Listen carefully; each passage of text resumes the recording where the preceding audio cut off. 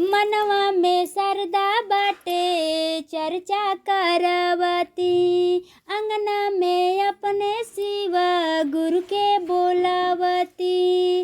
मनवा में सरदा बाटे चर्चा करवती, अंगने में अपने शिव गुरु के बोलावती। हम भक्ति में बानी मजबूर राजा जी, हम भक्ति में भइल बाटे चोर राजा जी। लियाई देती भंगिया धतूर राजा जी, लियाई देती भंगिया धतूर राजा जी। ना मांगी पैसा रुपया ना मांगी सोना, ना मांगी पैसा रुपया ना मांगी सोना।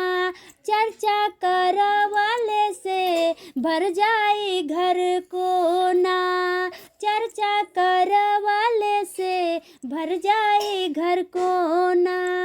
ना मांगी पैसा रुपया ना मांगी सोना, कृपा से भर जाई सैया जी को ना।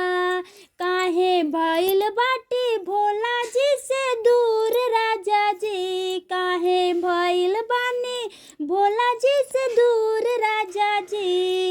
लियाई दही भंगिया धतूर राजा जी, लियाई दही भोला जी के भंगिया